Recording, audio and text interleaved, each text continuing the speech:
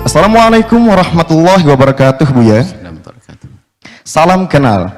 Saya seorang istri yang pernah ditampar suami di depan anak, dan sekarang anak saya merasa dendam pada bapaknya. Anak saya juga tahu bahwa saat kecil ia pernah mendengar bapaknya ia ingin menjual karena sedang stres akibat lama menganggur.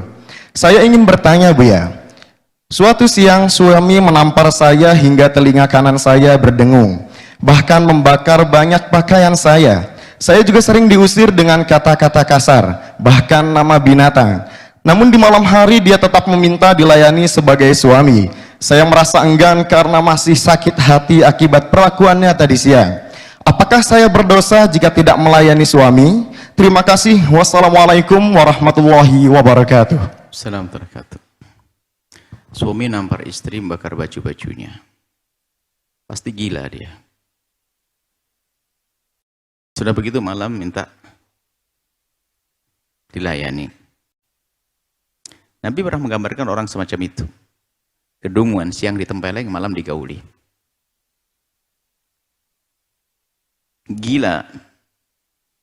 Dan betul gila dia. Kalau orang waras nggak akan semacam itu. Laki-laki baik tidak akan memukul istrinya biarpun istrinya layak dipukul. Kalau gila ya sudah masuk rumah sakit gila. Diobati dong, libatkan psikiater dan sebagainya. Kok sampai seperti itu? Dan istrinya sudah menyebutkan ada depresi dan lain sebagainya. Dan kalau punya suami gila, seorang istri berhak minta cerai kan. Maka kekerasan itu tidak boleh terjadi. Wanita dilindungi dengan kelemahannya, kelembutannya. Sama sebaliknya, istri mukul suami ada loh. Serem lah gitu. Ada istri mukul suami kayak panci segala macam. Apa hidup kayak begitu tuh? Sebuah kebodohan. Kalau permasalahan dia punya masalah mental dan sebagainya berobat, maka ini mungkin maka kami ninjau dari secara hukum adalah tidak dibenarkan, haram, dosa. Dan Nabi menyifati orang seperti itu adalah orang gila. Dalam bahasa Nabi, siangnya mentempeleng, malamnya menggauli. Gila. Orang yang digauli ada ditempeleng siang hari. Kalau orang waras nggak akan semacam itu. Bagaimana rasanya mukul? Kok bisa? Saya nggak kebayang dalam benak seorang laki-laki mukul istri. Kalau bang istri betul bikin kesel, selesai. Kalau bikin kesel betul dan tidak mampu, jangan dipukul. Ada cara jauhkan dia dari dirimu, selesai. Cerai. Memukul zalim, kekejaman. Kalau nggak mau mencerai karena masih sayang, ngapain kau pukul? Ini kesehatan berlebihan mungkin, oke, pengkhianatan dan sebagainya, ya bisa. Tapi kalau memukul tidak, karena ini akan buahnya apa? Dilihat oleh sang anak. Apapun alasannya, anak menjadi benci pada sang ayah. Artinya sang anak sudah punya hijab, nggak mungkin bisa berbakti setelah itu. Berat berbakti pada ayahnya, kecuali harus kita olah lagi hatinya, kita benahi hatinya, sehingga menjadi hati yang lapang lalu memaafkan sang ayah. Berarti sudah rusak. Yang rusak adalah ayah tadi yang suka mukul. Tapi dalam hal semacam ini juga nggak bisa loh kita menyalahkan suami. Suami marahan suka mukul itu kenapa? Ada istri yang bikin stres, sering utang, belanja semaunya, nggak mau diatur. Wah, ini ada juga. Makanya ini betul-betul harus saling tolong menolong. Gimana ada stres dikit-dikit ada tagihan semaunya sendiri. Ada model istri begitu juga ada. Maksudnya nasihat buat semuanya. Ayo jadikan rumah tangga itu yang benar. Nggak ada istri khianat dan sebagainya, nggak ada suami kemudian kejam, dolim. Ini rumah tangga harus dibangun, rumah tangga ini untuk hidup yang enak, agar anak-anak tumbuh dengan baik dan benar. Jadi kalau dari pertanyaan tersebut ada beberapa hal yang perlu diselesaikan. Pertama, siapapun yang merasakan dirinya sudah tidak stabil mentalnya, segera berobat. Jangan membiarkan penyakit itu. Hari ini harus kita melek dengan ilmu ini, ilmu psikologi itu. Masalah mental. Kemudian setelah itu belajar akhlak, ya, bagaimana akhlak dengan sesama, apalagi dengan istri. Ashiruhunna bil ma'ruf itu bagaimana menggauli istri dengan cara yang baik. Bukan dengan caci dan oloan, bukan dengan itu, bukan. Belajar ilmu akhlak. Pertama, kalau mempunyai permasalahan mental, tolong. Aneh sekali kalau Anda tiba-tiba marah pada istri nggak pakai alasan. Loh, ini pasti Anda punya masalah, stres. Anda punya masalah mental, depresi dan baik sebagainya. Kalau dibiarkan bisa gila, betul ada. Maka ayo belajar supaya sebelum melukai orang. Sebab depresi itu nular. Kenapa orang yang menghadapi orang depresi itu depresi lagi? Orang menghadapi orang stres. Mula-mula sehat itu, cuman melihat dia ketemu gitu terus. Akhirnya ketemu. Yang stres suaminya toh. Istrinya ketularan besok. Akhirnya rumah tangga berantem terus, anaknya pemarah. Menikah anaknya punya penyakit yang serupa. Maka kami ingin anak-anak kita banyak belajar ilmu ini juga. Di samping ilmu syariat tentu. Kemudian mengabdilah kepada masyarakat tentang hal ini, ilmu ini. Kesehatan mental ini. Jadi pertama adalah masalah mentalnya nggak stabil, harus benahi. Ya, kemudian yang kedua adalah di saat kita berhadapan dengan orang punya penyakit mental dan sebagainya, kita harus memahami juga itu lagi sakit. Jangan diperlakukan mereka sama seperti orang sehat. Jadi harus banyak maklum dulu, tapi yang dimaklumi harus mengerti, harus berobat, berusaha. Maka seorang istri yang tiba-tiba dipukul oleh suami, ya jangan minta cerai kalau memang suaminya punya depresi. Permasalahannya apa? Ekonomi dan sebagainya. Ayo dihibur, ditenangkan hatinya sampai stabil. Tolong menolong dong. Pada akhirnya juga ada pendidikan kan, seperti ini. Seperti itu. Depresi, kemudian yang berselanjutnya adalah belajar ilmu, akhlak, agar kita baik dengan pasangan, ingat Allah dengan itu semuanya. Kemudian yang ketiga adalah tentang kedoliman. Jangan dolim dengan pasangan, mengerikan. Anda harus tahu dolim pada pasangan adalah kedunguan. Suamimu harus kau hormati, dolim. Macam-macam kedoliman. Nah, jangan bikin stres pasangan. Ayo hidup yang indah. Ada orang keras dengan kemauannya, keras dengan pendapatnya, keras dengan ininya. Sampai pasangan mengatakan, aduh, sehingga nahan tok dengan dia. Hidup kok nahan, pasangan kok nahan. Nggak plong begitu, karena akhlak yang jelek. Semuanya sendiri. Urusan sepele harus ngangkat suara. Pasti ketularan pasangannya. Kalaupun seandainya menahan, ya sesaat menahan. Tapi terus, dari menahan bisa menjadi depresi juga. Ayo kita bangun hidup yang indah dalam rumah tangga. Bukan dengan egois, bukan dengan kita menang sendiri. Seorang suami imam, tapi bukan berarti dia sewenang-wenang kok. Makmum yang baik, bukan kurang ajar. Nah ini berarti masalah pendidikan dalam keluarga. Jangan sampai kita melakukan kezaliman kepada pasangan. Baik dengan fisik, atau dengan kalimat yang kotor dan menyakitkan. Jadi kalau memang suami menyakitkan dengan lesannya, menyakitkan, kalau pukulan menyakiti fisik. Nggak boleh itu. Tapi ada lesan menyakiti hati sama. Kalau ada seorang istri mempunyai suami yang suka menyakiti hatinya dengan kalimat-kalimat kotornya atau menyakiti fisiknya, maka dia sah minta cerai kok. Cuman ya jangan gampang minta cerai, selesaikan dulu dong. Itu kan suamimu, bapak dari anak-anakmu. Seperti itu. Jadi nggak boleh berbuat zalim, hati-hati. Ingat, wanita baik tidak akan mencaci suaminya biarpun layak dicaci. Suami yang baik tidak akan mencaci istrinya biarpun layak dicaci. Seorang suami tidak akan mukul istrinya biarpun layak dipukul. Dia punya solusi yang hebat. Termasuk solusi dalam Islam bukan kezaliman. Kalau memang wanita tersebut nggak bisa diayomi, nggak bisa dimuliakan, ya sudah, suruh kembali pada orang tuanya. Kan begitu. Semoga dia mendapatkan laki-laki yang bisa menjaga dia. Dan yang laki-laki mendapatkan pasangan lebih baik. Seperti itu. Tapi zalim nggak boleh dalam rumah tangga. Korbannya adalah anak. Nah kemudian yang terakhir adalah ajari anak-anakmu untuk tetap menghormati pasanganmu yang tampak tidak layak dihormati. Maksudnya biar anak itu tidak punya kebencian. Ingat, maksudnya apa? Jangan menanamkan kebencian di hati anak kepada pasanganmu. Biarpun pasanganmu zalim, punya masalah dan sebagainya, atau sampai mencerai, pisah. Maka seorang ibu yang dicerai, seorang istri yang dicerai oleh suaminya, maka ibu ini termasuk ibu gagal yang jika ternyata setelah berpisah dengan suaminya menanamkan kebencian di hati sang anak kepada suami. Kenapa gagal? Dia telah mendaftarkan anaknya masuk neraka. Kenapa? Menjadikan anaknya agar durhaka sama ayahnya. Sama seorang suami yang telah pisah dengan istrinya, kemudian setelah itu meracuni anaknya agar benci kepada ibunya, berarti ini adalah seorang ayah yang sukses menghantarkan ke neraka. Karena anaknya menjadi benci pada ibunya, nggak bisa hormat, nggak bisa ngabdi pada ibunya, maka ketahuilah, berarti telah menjadikan anaknya anak durhaka. Perceraian, perpisahan, oke, sudah terjadi karena permasalahan, tapi jangan ajari anak membenci. Anak sudah tahu kejelekan ibunya, biarpun demikian, tetap ajari bahwasanya agar hormat pada ibunya. Sehingga seorang ayah yang hebat, sayang kau tahu tentang ibumu enggak? Enggak, sudah bagus, ibumu baik kok. Kalau sudah, iya ayah tahu, ibu gini. Stop. Ibumu adalah ibumu. Kalau seandainya kamu menemukan ketidakbaikan ibumu, ibumu manusia. Tugasmu suatu ketika mengangkat ibumu, sayang ya. Cita-cita sukses setelah sukses, kau akan hormati ibumu, sayang. Memang ayah dengan ibu sudah tidak ketemu lagi. Tapi kamu yang bisa merawat ibumu suatu ketika nanti. Diajari begitu. Seorang ibu juga demikian, sayang. Kau tahu ayahmu? Iya, ayah begini. Tidak boleh, sayang. Ayahmu adalah ayahmu. Allah, Rasulullah memerintahkan kamu berbakti pada ayahmu. Tapi ayah jahat. Iya. Kalau jahat suruh masuk neraka, enggak kan? Ayo, tugasmu nanti menghantarkan ayahmu ke surga. Kau sukses, belajar yang benar. Wah, begitu hidup. Maka dalam Islam imsak ma'ruf tasrih bi ihsan. Dalam naungan rumah tangga yang baik, cerai baik-baik, bukan bermusuhan, bukan anak jadi broken home. Sehingga istilah broken home tidak berlaku dalam Islam. Seharusnya begitu. Cuman karena karena ada orang bercerai tidak dengan atas cara yang benar, maka ada di broken di dalamnya.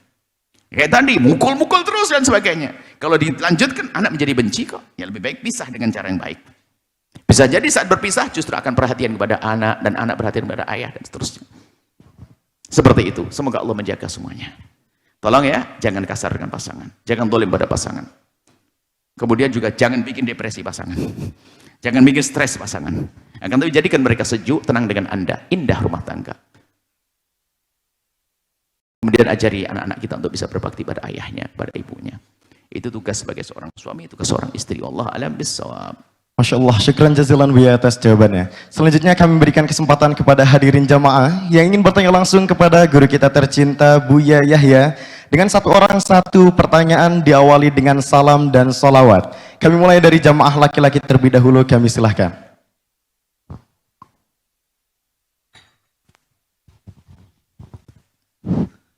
Assalamualaikum warahmatullahi wabarakatuh. Assalamualaikum warahmatullahi wabarakatuh. Allahumma salli ala Sayyidina Muhammad wa ala ali Sayyidina Muhammad. Sallallahu alaihi wasallam. Buya, semoga Buya dan keluarganya termasuk santri dan jamaah Al-Baja diberikan panjang umur, diberikan kesehatan, diberikan keselamatan di dunia dan di akhirat. Amin ya rabbal alamin. Amin ya rabbal alamin. Buya, saya mau menanyakan masalah minta-minta.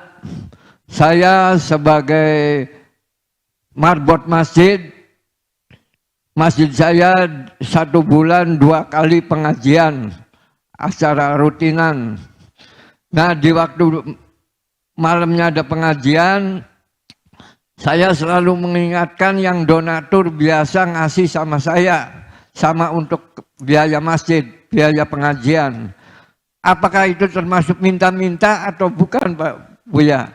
Itu saja yang bisa kami sampaikan. Sekian dan terima kasih. Wabillahi taufiq wal hidayah. Wassalamualaikum warahmatullahi wabarakatuh. Assalamualaikum warahmatullahi wabarakatuh. Masya Allah, pertanyaan yang bagus sekali supaya tidak salah paham.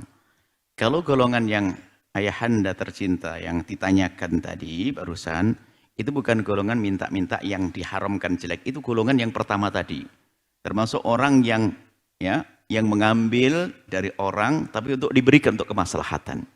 Itu yang pahalanya tinggi orang seperti Anda ini. Kenapa? Mengingatkan orang yang nggak mau sedekah jadi sedekah.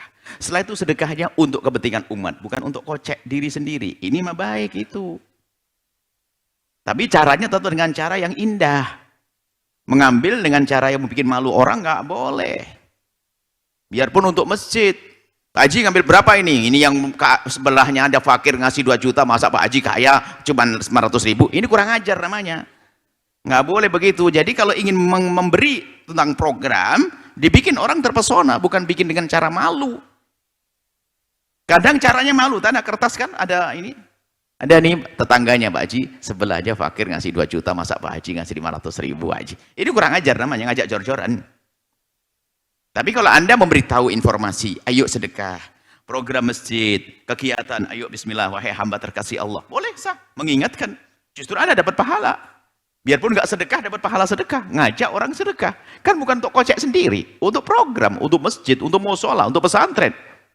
Yang nggak benar tadi untuk kocek sendiri. Untuk kepentingan pribadi sendiri. Itu. Jadi yang Anda tanyakan adalah golongan yang bagus. Mengingatkan, ayo ini ada musola rusak Pak. Palestina, ini, wah nih, Anda tidak keluar duit, tapi orang keluar duit, Anda dapat pahala. Tapi ini yang dibentuk sendiri atas nama kiai pun juga ada tadi, hati-hati. Baik, tidak. Jadi itu baik-baik kan untuk program. Tapi ya setelah itu pertama ada dua hal. Jujur yang benar, halus cara mengambilnya. Bukan bikin orang malu. Bikin orang malu, jangan bikin orang malu. Sebab sedekah bukan jor-joran. Bahkan termasuk adalah penarik dana yang kurang ajar tuh yang ngomong begini. Yang penting banyak, nggak ikhlas nggak apa-apa. Kurang ajar itu namanya. Kalau nggak ikhlas nggak diterima oleh Allah. Iya, yang penting banyak dan ikhlas. Oh, yang penting banyak nggak ikhlas. Ini memang nggak pernah mikir umat. Hanya mikir bangunan masjidnya tetap jadi. Ini kan nggak benar. Yes, sedikit nggak apa-apa. Yang penting ikhlas kan gitu ya. Banyak ikhlas, alhamdulillah. Loh kok apa? Yang penting banyak. Biarpun nggak ikhlas, sedikit. Ikhlas sedikit. Kapan jadinya masjid? Oh, berarti dia hanya menginginkan bangunannya aja yang jadi, bukan masuk surga. Sedikit. Banyak orang jadi kok. Jadi tolong cara mengambilnya pun harus dengan akhlak mulia. Tidak boleh bikin orang malu. Bikin orang malu. Maka sebetulnya lelang sendiri itu kadang-kadang nggak enak, lelang menyelesaikan masjid itu kadang ada sesuatunya, ada nggak nyamannya juga. Nah, ini perlu ditinjau kembali masalah lelang. Berapa ini? 100 juta, ini berapa 100? Akhirnya apa kok lain? Itu kurang etis, kurang enak. Biar orang bismillahkan Allah. Serahkan. Bahkan tidak ketahui berapa yang diberikan, tapi terselesaikan. Bahkan lebih barangkali. Masjid ini perlu dana 5 miliar, bismillah karena Allah. Ayo, karena Allah, sebar semua. Tak tahu keluar 10 miliar. Tapi kalau ditembak 100 juta, 300 juta, 400 juta, paling 3 miliar nggak selesai. Jadi tolong di dalam mengambilnya yang benar, caranya yang lembut, yang indah, jangan bikin orang malu. Diumumkan di mikrofon, Pak Haji ini biasanya ngirim kok sampai sekarang belum ngirim, Pak Haji. Assalamualaikum, Pak Haji. Kurang ajar namanya. Malu orangnya. Kemudian yang kedua adalah benar penyalurannya. Kalau tidak khianat, apalagi masuk kocek 1000, kulul, khianat. Termasuk minal kabair, dosa gede. Masukkan koceknya. Satu. Pengurus musola masjid, khusyuk ahli ibadah, sujud rukuk. 100.000 masuk koceknya. Haram, dosa gede. Lebih gede daripada pencurian. Sebab kalau mencuri tempat ini adalah diamanati. Kiai masuk kocek, jadi anting istrinya, neraka itu. Kiai, duitnya duit pondok masuk kocek, anting istrinya, gaun istrinya. Wah, ini hati-hati. Yang jadi ustadz, jangan enak-enak ngumpulin dana, tapi masuk koceknya. Urusan pribadi dari duit sendiri. Atau orang memberi pribadi sah. Maka sebagian ulama, kalau sudah katanya uang pribadi, dia kayaknya pelit. Karena apa? Itu halal yang dimakan untuk dia. Tapi kalau sudah nggak ada penjelasannya, untuk kepentingan umum. Kalau sudah pribadi, ini pribadi. Biarpun sedekah pada akhirnya. Tapi pribadi. Dia bebas menggunakan uang pribadi. Tapi kalau duit pondok, nggak bisa. Masuk pribadi, nggak ada. Seperti itu, insya Allah. Terima kasih. Wallahu a'lam bishawab. Masya Allah, syukran jazilan Bu ya. Baik Bu ya, selanjutnya telah masuk satu penelpon. Mari kita sapa terlebih dahulu. Assalamualaikum. Assalamualaikum. Waalaikumsalam. Mari kita bersolawatnya terlebih dahulu. Allahumma sholli ala Sayyidina Muhammad wa ala ali Sayyidina Muhammad. Allahumma sholli wa barik alaihi. Dengan siapa dan dari mana? Dengan hamba Allah dari Jakarta, Ustadz. Masya Allah, Anda bisa bertanya langsung kepada guru kita tercinta, Buya Yahya. Baik Ustadz. Assalamualaikum Buya. Waalaikumsalam warahmatullahi wabarakatuh. Buya, saya yang pernah bertanya sama Buya di tahun lalu dengan konsultasi talak paksa karena percobaan bunuh diri itu Buya. Buya, kata Buya salah satu syaratnya adalah suami mentalak istri harus sesuai dengan permintaan istri. Nah, di situ saya lupa Buya, saya minta suami talak berapa. Saya lihat chat-chat saya dengan teman-teman saya minta talak 3. Seingatan saya juga saya minta talak 3. Maka suami mentalak saya 3. Dan suami sampai sekarang pun saya tanya terus, Buya, itu katanya saya minta talak 3. Dan kadang kami jadi bertengkar lagi, Buya, karena saya minta suami saya tuh untuk jujur, tapi suami saya katanya memang saya mintanya talak 3, makanya dia mengikuti itu. Tapi saya nggak yakin, Buya. Saya jadi was-was. Anda masih menginginkan suami Anda? Iya Buya, tapi was-wasnya Baik. sampai mana-mana. Anda besok Saya datang ke Buya. Anda datang ke sini, nanti kami pertemukan dengan ahli-ahli, karena Anda ini aneh ya. Semoga sembuh, semoga sehat, didoain orang banyak ini. Kalau Anda Iya, memang saya senang, sedih. kenapa Anda minta cerai? Waktu itu kan suami saya ngechat wanita lain dalam keadaan saya hamil Buya. Baik. Jadi saya marah besar Buya. Anda memaksa, Buya lupa pertanyaan Anda yang tahun yang lalu. Anda memaksa dengan cara bagaimana? Saya waktu itu memaksa suami saya itu mentalak 3 dengan cara melompat dari tangga Buya dalam keadaan saya hamil 6 bulan Buya. Siapa yang dilempar dari tangga? Enggak, saya itu waktu dulu melompat, ingin memaksa suami saya ingin melompat dari tangga dan Wah, ini menodongkan kalau- pisau. Kalau ada yang Diri nyoteng bagus saya sekali ini. iya. Anda ini Masya Allah, Anda sehat insya Allah setelah ini. Anda telah bikin orang tersenyum di sini, bahwasanya yang Anda lakukan adalah tidak benar. Insya Allah Anda sehat setelah ini. Semoga ke Cirebon nanti ketemu. Baik, lanjutkan. Terus Anda mengancam, mau membunuh diri. Iya, saya mengancam membunuh diri di Masya atas tangga Buya, tangga PLN setinggi 2 meter. Baik. Memaksa suami saya Sudah. mentalak Masya Allah. 3. Anda ibu yang soleha. Anda cinta suami kan? Iya Buya. Anda tapi- tidak boleh mengulang lagi. Iya, Tidak Buya. boleh mengulang lagi. Termasuk pendapat ulama. Jika ada seorang suami dipaksa oleh istrinya untuk mencerai dengan ancaman yang menyeramkan terasa membunuh diri, di sana ada pendapat ulama yang mengatakan asalkan sang suami mengikuti permintaan istri maka tidak jatuh cerai. Ya, dari situ Buya saya lupa meminta suami mentalak berapa. Saya lupa Buya, tapi Sudahlah, suami kalau Anda yakini pelupa, bahwa saya Anda pun lupa mentalak dengan cinta Anda. Sudah, Anda pelupa, Anda dianggap omongan Anda. Sekarang jadi dengar suami Anda. Sudah. Apa kata suami Anda? Suami Anda mendengar, Anda insya Allah Anda sembuh setelah dengar ya. Kalau suami Anda mendengar dari Anda minta 3, kemudian suami Anda memberi 3, maka tidak jatuh cerai. Sudah. Karena Anda memaksa. Dan tolong jangan, kepada wanita jangan melakukan hal yang demikian itu. Asalkan betul-betul tampak menyeramkan, ya berarti dipaksa seorang suami. Terpaksa dia mencerainya. Baik. Walaupun saya lupa tidak apa-apa ya Buya, tetap. Tidak boleh, jangan minta lagi, tidak boleh. Ibu, jangan diulang lagi, itu selesai. Anda ini, Anda yang sehat ya, harus indah bahagia. Mau minta lagi bagaimana? Tidak boleh. Tidak. Saya lupa. Sudah selesai sekarang. Insya Allah rumah tangga Anda masih ada. Ada sebagian ulama mengatakan itu bentuk ancaman yang mengancam hilangnya jiwa. Maka suami adalah karena terpaksa, dan tolong setelah itu jadikan suami Anda nyaman kepada Anda, tidak pakai ancaman. Kalau sampai dia membiarkan Anda mati bunuh diri neraka selamanya, Anda rugi. Jangan pakai yang demikian. Jadilah wanita cerdas. Kalau pengen kepada suami, rayu, gigit kupingnya, cubit hidungnya, gitu. Jangan pakai begitu ya. Selesai ya. Hidup rumah tangga indah. Termasuk tahun ini kita lagi membicarakan bagaimana menjadikan rumah tangga indah tidak pakai ancaman-ancaman. Selesai sudah. Ada sebagian ulama yang mengatakan ancaman itu tetap dianggap karena takut suami. Kalau sampai anda mati, bunuh diri, kan mengerikan. Tapi ada Anda sakit, Anda stres, bisa jadi Anda gila, tapi sekarang sudah sembuh. Insya Allah sembuh selanjutnya. Amin. Ya, tidak usah khawatir. Anda sehat, mohon maaf. Saja enggak saya buat sedikit gurau begini, kenapa? Anda beban mentalnya, biar Anda bisa tersenyum setelah ini. Anda sembuh. Salam takdim kepada suami Anda. Wahai suami wanita yang baik ini, tolong jaga istrimu ya. Istrimu dulu mau bunuh diri itu ternyata hanya membela cintanya, biarpun dengan cara yang salah. Istrimu sangat mencintaimu, wahai suami yang baik. Jaga istrimu yang kemarin tidak jatuh cerai, dan setelah itu hati-hati. Dan Anda sebagai istri yang solehah, tolong kalau ingin menginginkan sesuatu, jangan dengan cara yang tidak baik, akan tapi tundukkan suamimu dengan pengabdianmu, dengan kelembutanmu, dengan indah tutur katamu, dengan kejujuranmu, dan seterusnya. Itu saja sudah cukup. Semoga Allah menjaga Anda. Wallahu a'lam bishawab. Masya Allah, syukran jazilan Buya atas jawabannya. Kembali kami membacakan pertanyaan yang datangnya melalui media sosial. Assalamualaikum warahmatullahi wabarakatuh Buya. Assalamualaikum. Izin bertanya, kami 6 bersaudara. Ibu kami sudah mendaftar haji sejak 2013. Dan besok 2025 seharusnya berangkat haji. Namun takdir berkata lain.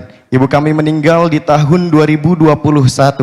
Lalu porsi haji ibu kami diserahkan kepada anak pertama. Apakah benar seharusnya uang haji ibu kami adalah warisan yang seharusnya dibagi rata kepada seluruh ahli waris? Atau sudah benar nomor porsi haji diberikan saja kepada salah satu ahli waris tanpa membagi kepada saudara yang lain? Mohon pencerahannya Buya. Syukron. Wassalamualaikum warahmatullahi wabarakatuh. Seseorang yang telah mempunyai biaya untuk naik haji dan tercukupi, berarti saat itu dia telah menjadi orang yang wajib melaksanakan ibadah haji. Punya biaya, sudah didaftarkan, lengkap. Lalu kemudian meninggal dunia, berarti dia meninggal dunia dalam keadaan punya kewajiban haji. Karena dia punya kewajiban haji, maka warisan tidak boleh dibagi, termasuk harta tadi, nggak boleh dibagi, kecuali dia haji dulu, dihajikan dulu. Sebab waris itu dibagi itu setelah 5 hal. Hati-hati, ini harus punya ilmunya. Yang pertama, selesaikan hutang kepada Allah. Termasuk kayak begini ini. Ada nadar, ada kafaroh, ada melaksanakan ibadah haji, ini adalah urusan kewajiban dengan Allah. Yang kedua, utang kepada manusia. Yang ketiga, tentang zakat-zakatnya, bayari dulu, jangan diwaris. Yang keempat, tentang wasiat-wasiatnya. Yang kelima adalah pembiayaan jenazah. Bukan urusan selamatan ya, pembiayaan jenazah saja. Setelah itu baru diwaris. Maka dalam hal ini, karena ibu Anda tergolong wanita yang sudah wajib haji, maka betul, uang tersebut digunakan untuk menghajikan sang ibu. Maka yang menghajikan ini harus orang yang pernah haji. Adapun caranya ada 2. Bisa saja uang itu diberikan kepada orang atau dialihkan kepada orang yang bisa menghajikan dengan catatan dia sudah pernah haji. Atau dikembalikan jadi uang tunai, lalu kita membayar orang haji lebih murah barangkali. Barangkali di rumah ada bisa dipakai yang lainnya. Hanya membayar anak-anak mahasiswa Yaman yang pergi ke Mekah, yang sudah pernah haji, dihajikan, biayanya biasanya cuma berapa ratus, hanya berapa persen saja. Yang penting, selagi seseorang pernah wajib haji dalam hidupnya, maka setelah meninggal dunia, hartanya tidak boleh diwaris, kecuali dipotong untuk menghajikannya dengan cara tadi, apakah seutuhnya diwakili oleh orang yang pernah haji, atau kita membayar orang yang pernah haji untuk menghajikannya, seperti itu. Nah, baru setelah itu diwaris sisanya, kalau ada, baru diwaris. Kalau tidak, nggak boleh. Hutang kepada Allah didahulukan. Hutang pada Allah, hutang pada manusia, kemudian urusan zakat, wasiat, kemudian biaya jenazah, baru dibagi waris. Seperti itu. Wallah alam bisawab. Masya Allah, syukran jazilan kami haturkan kepada guru kita tercinta Buya Yahya atas jawabannya. Kembali kami membacakan pertanyaan yang datangnya melalui media sosial. Assalamualaikum warahmatullahi wabarakatuh, Buya. Saya hamba Allah dari Surabaya, izin bertanya, Buya. Ada salah satu pondok pesantren yang mempunyai fasilitas kamar mandi itu terbuka, seperti kolam. Santri dan santriwati terpisah tempatnya. Jika mandi bersama-sama di tempat seperti itu, hukumnya bagaimana, Buya? Jujur, saya miris aja kenapa tempat mandinya model begitu. Yang saya takutkan adalah terjadi ketertarikan sesama jenis, Buya, karena tempat mandinya model seperti itu. Minta tolong pencerahannya, Buya, apa yang harus saya lakukan sebagai wali santri? Terima kasih. Wassalamualaikum warahmatullahi wabarakatuh. Waalaikumsalam. Kewajiban yang harus dipahami bahwasanya tidak boleh kita membuka aurat di depan orang lain. Laki-laki dengan laki-laki ada auratnya. Antara pusat dengan lutut. Membuka paha adalah membuka aurat laki dengan laki. Perempuan dengan perempuan sama. Tidak boleh kelihatan antara pusat dengan lutut. Perempuan dengan perempuan. Kalau perempuan dengan laki, ya sekujur badannya. Kan begitu. Artinya kalau perempuan dengan perempuan, seperti itu. Makanya mandi di sungai dan sebagainya adalah dengan catatan dia menjaga auratnya, ya sah. Nggak ada masalah.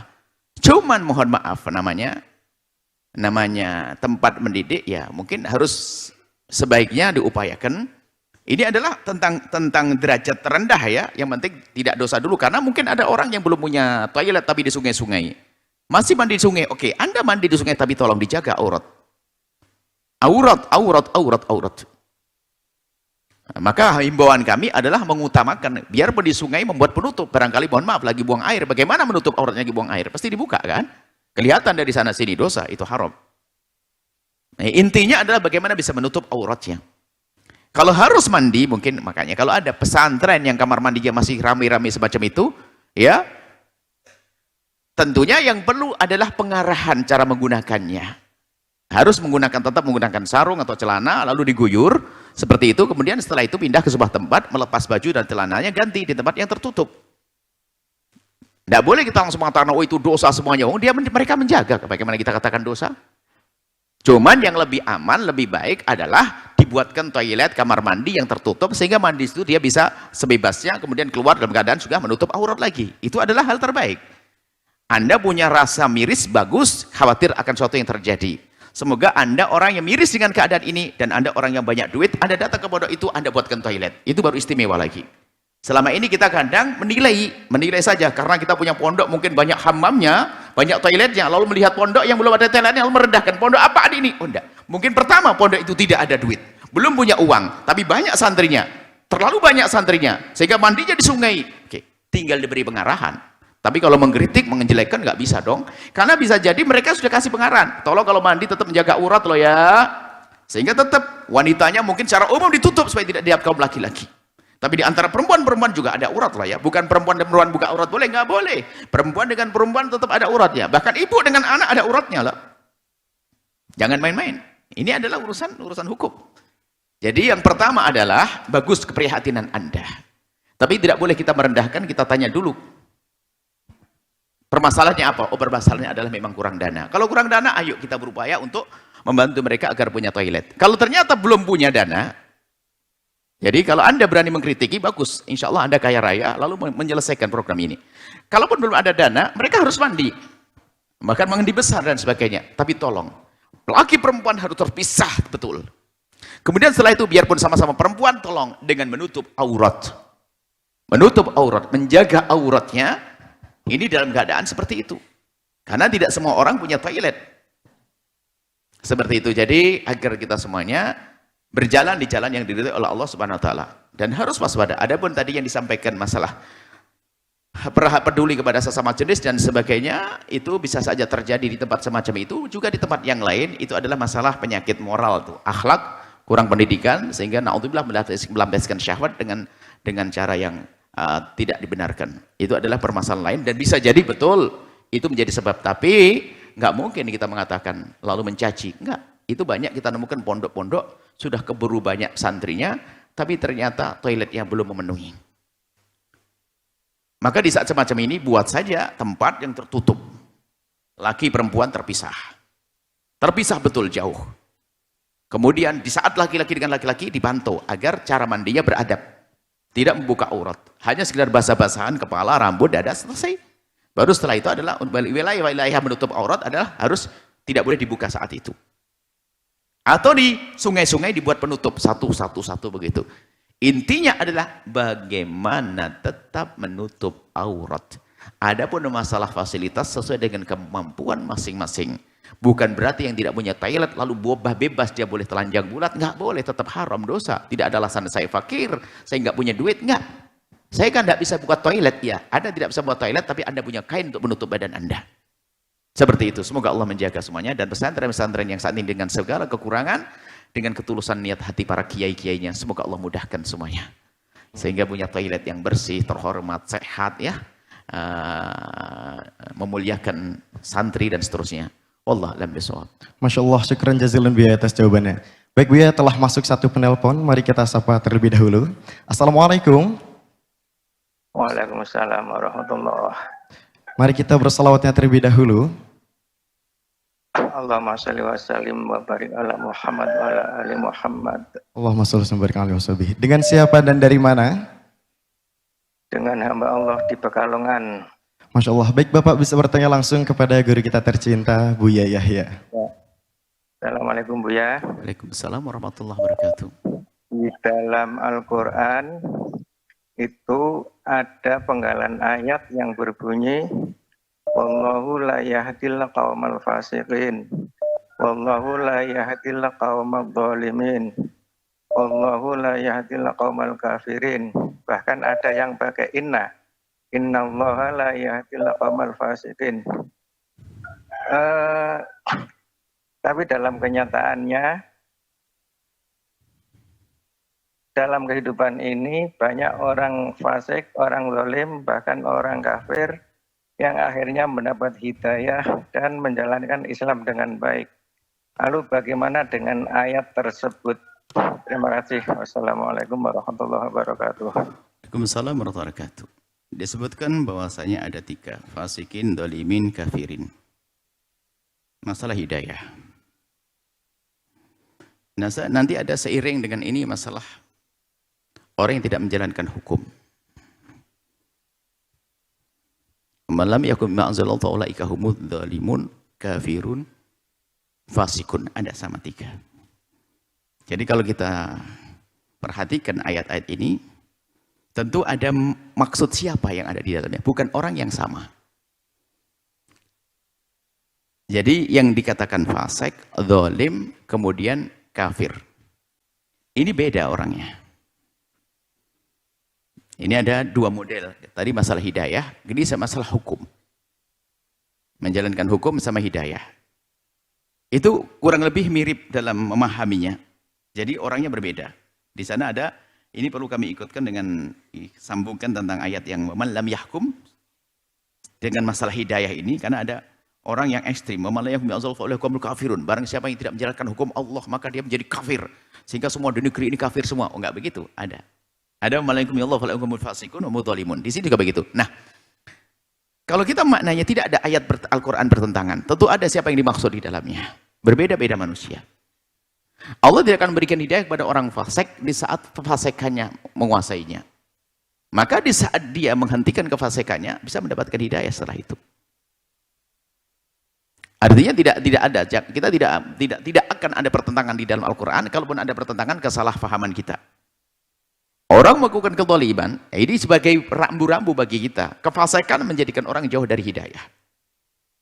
Kefasikan menjauhkan orang dari hidayah, kezaliman menjauhkan orang dari hidayah. Kekafiran juga jauh dari hidayah. Kalau orang kafir dalam kekafirannya tentu tidak mendapatkan hidayah. Orang fasik dalam kefasikannya belum mendapatkan hidayah. Orang zalim dengan zalimannya belum mendapatkan hidayah. Maka seorang kafir yang saat itu menanggalkan kekafirannya, bersamaan itu dia mendapatkan hidayah. Nah, ini tidak akan bertentangan, bukan berarti loh kok orang sudah mendapatkan hidayah kok sekarang dapat hidayah. Loh, di saat mendapatkan hidayah, di saat dalam kekafirannya dia tidak mendapatkan hidayah. Kemudian di saat dicabut kekafirannya, hilang kekafirannya, maka dia berhak mendapatkan hidayah. Kefasikannya, kezalimannya, maka Anda hendaknya, maka dikatakan, jauhilah kemaksiatan-kemaksiatan, karena kemaksiatan itu akan menghalangi hidayah dari Allah. Menarik dalam kehinaan, maka berusaha menjauhi kemaksiatan. Berusaha menjauhi kemaksiatan agar kita dijauhkan, agar mendapatkan hidayah. Sehingga di dalam hidayah itu sendiri kan ada 2. Hidayah itu diberikan oleh Allah ada 2. Ada 2 cara. Barangkali cara pertama yang dipertanyakan tadi, Allah yajtabi ilahi may yasha. Allah tiba-tiba menarik orang yang Allah kehendaki untuk mendapatkan hidayah. Barangkali seperti ini, mungkin ini yang iskal. Bahwasanya ada orang yang tiba-tiba dalam kefasikannya dapat hidayah, dalam kekafirannya mendapat hidayah. Allah yajtabi ilahi, Allah menarik sesuka Allah seseorang di dalam hidayahnya. Dia nggak pernah usaha, nggak pernah menuntut ilmu. Di dalam kubang kehinaan tiba-tiba diangkat oleh Allah. Dia mendapatkan hidayah. Ini model mendapatkan hidayah yang pertama, tiba-tiba dipilih oleh Allah. Cuman untuk menanti ini kan nggak bisa semua orang. Tapi ada cara kedua yang indah.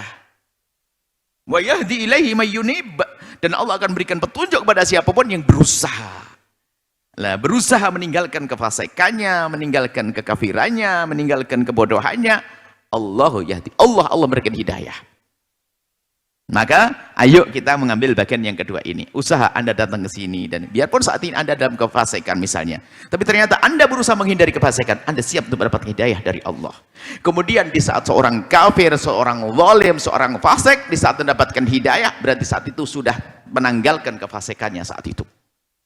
Begitu sebaliknya, keimanan yang ada di dalam hatinya, kalau ternyata di saat itu dia kembali kepada fasikannya, dia menanggalkan imannya. Dalam arti dia lupa keimanannya. Biarpun iman tidak sampai lepas hilang, akan dia melupakan keimanannya. Sampai disebutkan dalam hadis Nabi, la yasriku sariku hina yasrik wa huwa mu'min wa la yazni zani hina yazni wa huwa mu'min. Seorang pezina saat zina, saat itu menanggalkan imannya. Seorang pencuri saat mencuri, menanggalkan imannya. Itu kebalikannya. Iman sudah ada, tapi lakukan kefasikan, maka saat itu tertutup keimanannya. Maka tugas kita apa? Bukan membahas masalah kefasikan tersebut, akan tapi tugas kita masuk, kita membahas bagaimana sudah menjadi ahli iman. Kita sudah punya ibadah, menjaga kualitas ibadah kita, kualitas keimanan kita. Jangan berbuat zalim, karena kezaliman itu nanti akan mengembalikan kita kepada hilangnya hidayah. Sehingga di sini kita harus cerdas. Hati-hati dengan sesuatu kekafiran, karena menjadikan kita tertutup dari hidayah. Hati-hati dengan kefasikan, maka menjadikan kembali hilangnya hidayah. Hati-hati dengan kezaliman, karena itu akan menjadikan sebab hilangnya hidayah. Dari sinilah, maka kita akan waspada. Jadi tidak pertentangan antara ayat dengan ayat. Sederhananya, iya, orang fasik kemudian saat mendapat hidayah, berarti kefasikannya tidak ada. Berarti saat dicabut oleh Allah kefasikannya, maka di saat itu mendapatkan hidayah. Dicabut oleh Allah kekafirannya, saat mendapat hidayah. Sayyidina Umar bin Khattab dengan kekafirannya. Dengan kekafirannya. Yang sekaligus kefasikannya. Dan kezalimannya. Mendengar adiknya baca Al-Quran, dia melakukan satu tindak kekerasan, kemudian dia terpesona, mulai bergetar hatinya dan sebagainya. Setelah itu meninggalkan kekafirannya. Baru setelah itu, lihat, dia mulai terpesona. Berarti sudah meninggalkan. Meninggalkan, dia pun baru lepas. Lepasnya saat berasyhadu alla ilallah. Dia mulai terpesona. Makanya orang yang berasyhadu alla ilaha illallah wa asyhadu anna Muhammad Rasul, tapi nggak percaya, ya nggak masuk iman kok dia secara hakikat di hadapan Allah. Baru dianggap imannya kalau sudah meninggalkan kekafirannya tadi. Tidak mempercayai Tuhan selain Allah. Tuhan hanya Allah. Nah, saat itu baru dia masuk wilayah keimanan. Kurang lebih seperti itu. Wallahu a'lam bishawab. Sahabat Al-Bahjah TV, setelah menyaksikan video ini, jangan lupa bersolawat kepada baginda Nabi Muhammad. Shollu ala Nabi Muhammad. Allahumma sholli alaihi wa ala alihi wa sahbihi.